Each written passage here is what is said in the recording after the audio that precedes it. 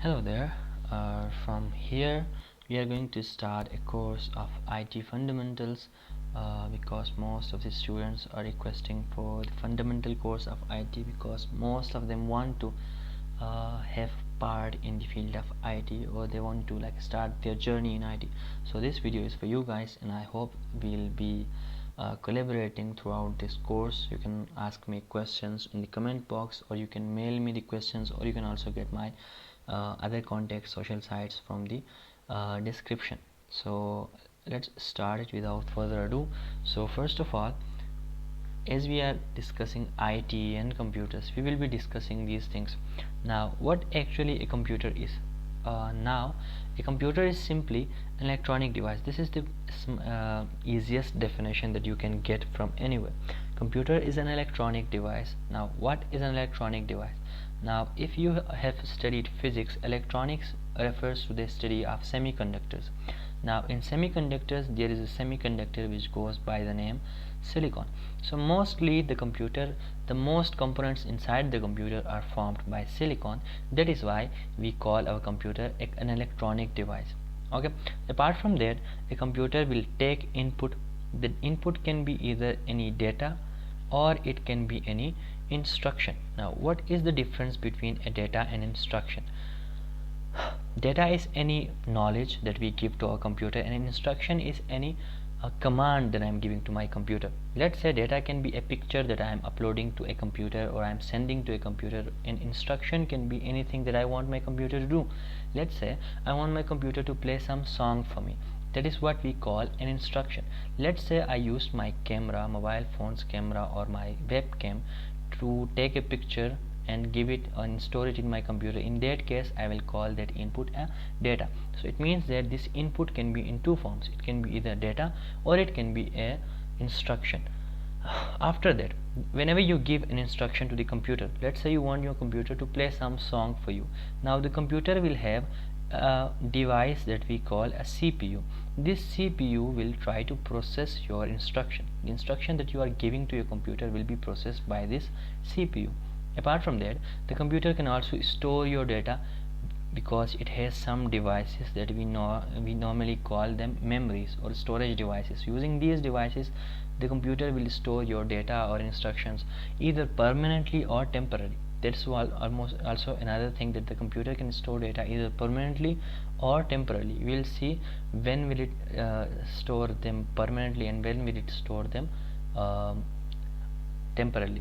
Apart from that, the computer also needs to give some output. Let's say you gave an instruction to computer that you find out 2 plus 3 for me. The computer, after processing it, if it wants to store it, it can store it, but after that, at the end, the computer must show this result to the user, otherwise it is useless, no?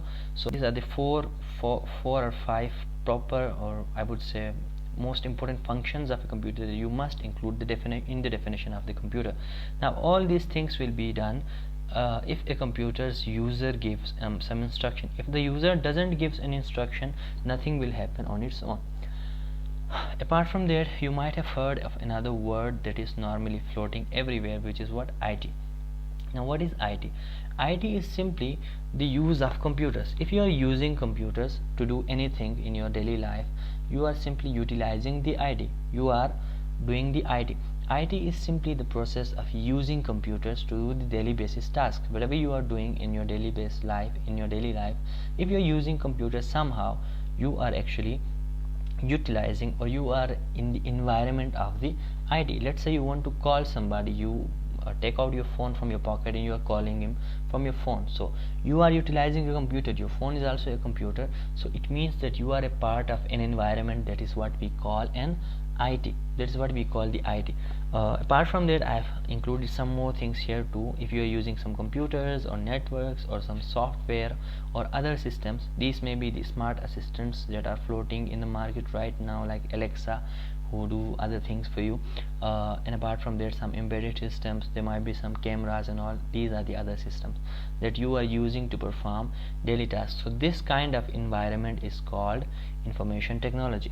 Now the devices that you use in your environment are normally called an IT system, and a computer on its own, a computer itself is also an IT system. So this is what we call IT, information technology. Now before moving on, we will discuss a few things that are data. These two are very important things. Mostly data and information can be used interchangeably, but both are actually different things. First let me define this data. After that I'll just give a few hints about the difference. Now first of all, data is what? Data is the knowledge. It may be the ideas, it may be the facts or events or anything else that a computer can store or process. That is what we call a data. Now what's the difference between data and information? Are both completely same? No, actually both are not completely same. Data is more like unclear information, and information can be like trusted thing. This is uncleared and this is pretty much cleared. You can say that this is in the raw form and this is in the processed form. The most important term you can use for most suitable term you can use for this is pretty much meaningless, and this will be very much meaningful, the information. Now this information or data can be in different types. You will see some data that are comprised of numbers. That kind of data is called numeric data. Let's take the example of our age, our phone numbers, our CNIC numbers. All of these are comprising of numeric letters, na? So that is why we call them numeric data.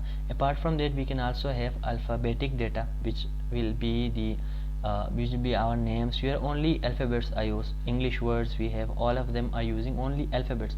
We can also use alphanumeric data, which can include alphabets and numeric characters and some special characters too that we use normally in our addresses or email addresses or blood groups, grades, etc. Apart from that, data can be in unstructured form too. Mostly we can have our audio data that we normally listen to the music, the voice notes that we send or receive on WhatsApp. All of them are counted in the audio data. Apart from that, we can also have image data. Image data is all the pictures that we use, all of the paintings that we create, the logos, the banners, whatever you are seeing in Facebook and all. Apart from that, data can also be in the form of videos, like you see movies, you see animations, you see video ads on the social media. All of these are actually data and information. Again, you know the difference right now. So apart from that, I think this is enough introduction for you guys. In the next class we will see some other terms like hardware, software. What are these things? We will discuss these things in the next class. So I hope you got these things perfectly. If no, you can mail us. You can mail your questions to us. We will try to respond to you as soon as possible, or you can also leave your questions in the comment box so that we can respond to you as soon as possible. So thank you from here.